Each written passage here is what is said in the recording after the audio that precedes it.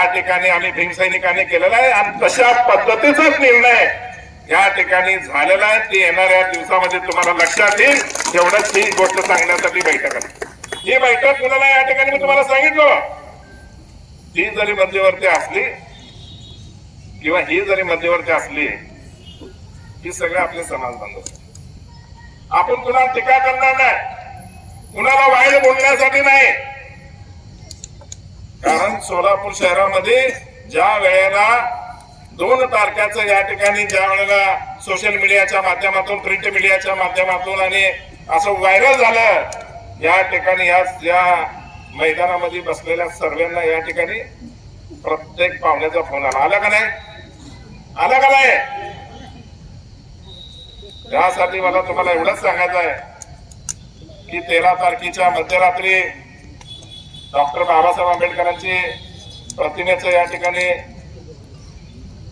बुद्धवंदनाच्या माध्यमातून त्या ठिकाणी बाबासाहेबांचं प्रतिमेचं वंदन होईल, जी पुतळे असतील त्याचं वंदन होईल.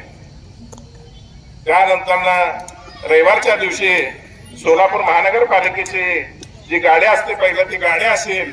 त्यानंतर आता या बऱ्याच कार्यकर्त्यांनी या ठिकाणी सांगितलं की प्रत्येक मंडळाला या ठिकाणी वेळ मिळाला पाहिजे.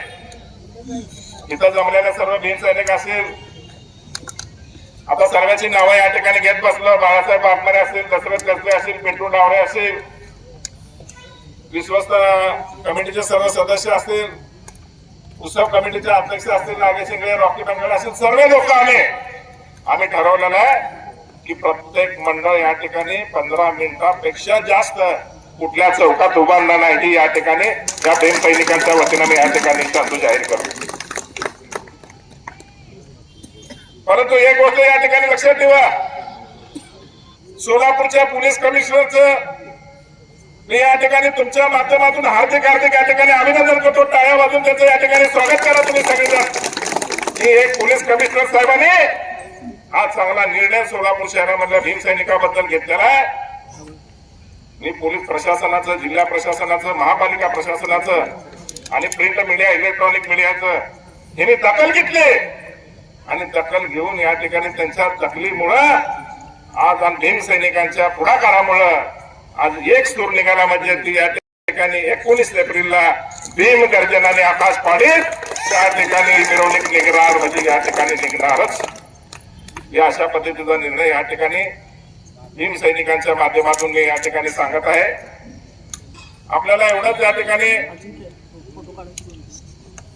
काय गोष्टी बोलत असताना, काय गोष्टी सांगत असताना आपले मतभेद या ठिकाणी कुणावर नाहीत, आमचे मतभेद कुणावर नाहीत.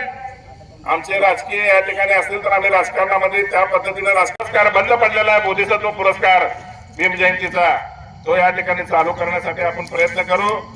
एवढंच या कार्यक्रमाच्या माध्यमातून या ठिकाणी सांगतो.